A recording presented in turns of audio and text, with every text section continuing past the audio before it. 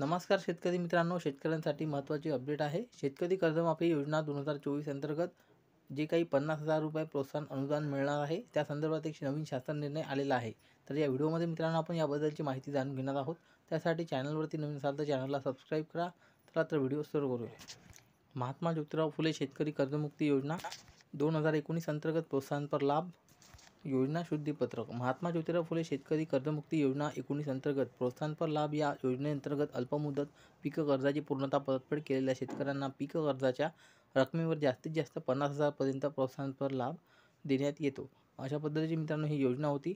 तथापि कोल्हापूर जिल्ह्यातील ऊस पिकांसाठी एका आर्थिक वर्षात 2 वेळा पीक कर्ज घेऊन योजनेच्या निकषानुसार त्यांची विहित मुदतीत परतफेड करणाऱ्या शेतकऱ्यांना सदर योजनेचा लाभ मिळवण्याबाबत मान्य लोकप्रतिनिधींनी केलेली विनंती विचारात घेऊन केवळ कोल्हापूर जिल्ह्याकरिता शासन कायदे नियमावली मधील कलम 29(1) च्या तरतुदीनुसार योजनेच्या 29/7/22 बदल करण्यात येत आहे। योजनेचा तपशील 17-18 या वित्तीय वर्षात घेतलेले अल्पमुदत पीक कर्ज दिनांक 30 जून 2018 पर्यंत पूर्णतः परतफेड केलेले असल्यास किंवा 18-19 या वित्तीय वर्षात घेतलेले अल्पमुदत पीक कर्ज 30 जून 2019 पर्यंत पूर्णतः परतफेड केलेले असल्यास, त्यानंतर 19-20 या वित्तीय वर्षात घेतलेले अल्पमुदतीचे पीक कर्ज 31 ऑगस्ट 2020 पर्यंत पूर्णतः परतफेड केलेले असल्यास, अथवा 17-18, 18-19 किंवा 19-20 या तिन्ही वित्तीय वर्षात बँकेने मंजूर धोरणाच्या अनुषंगाने पीक कालावधीनुसार कर्ज उचल दिनांक व बँकेच्या धोरणानुसार कर्ज परतफेडीचे देय दिनांक हे दोन्ही दिनांक विचारात घेऊन त्यापैकी परतफेडीचे दिनांक जो नंतरचा असेल त्या दिनांकापूर्वी कर्जाची पूर्णतः परतफेड केली असल्यास अशा शेतकऱ्यांना त्यांना 18-19, 19-20 या वर्षात घेतलेल्या अल्पमुदत पीक कर्जाच्या मुद्दल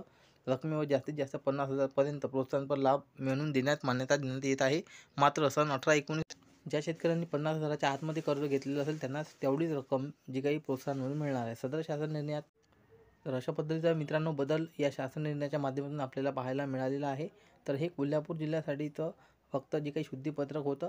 तर जे कोणी कोल्हापूर जिल्ह्यातले शेतकरी असतील ज्यांनी जी काही वर्षे आपण इथे पाहिलेले आहेत त्या वर्षांमध्ये जर पिकाची उचल किंवा पीक कर्ज घेतलेलं असेल आणि त्यांची पूर्णतः परतफेडसुद्धा केली असेल तर ते शेतकरी यासाठी पात्र असणार आहेत। तर अशा पद्धतीची मित्रांनो ही महत्त्वाची अशी अपडेट होती। आता या ठिकाणी योजनेचा तपशीलसुद्धा पाहू शकता तुम्ही सुद्धा यामध्ये जर इथे पात्र असाल, तुम्हीसुद्धा जर जे काही कर्ज होतं अल्पमुदतीचं ते घेतलं असेल आणि परतफेडसुद्धा केली असेल तर तुम्ही या 50,000 रुपये जे काही प्रोत्साहनपर अनुदान आहे यासाठी तुम्ही पात्र असणार आहे।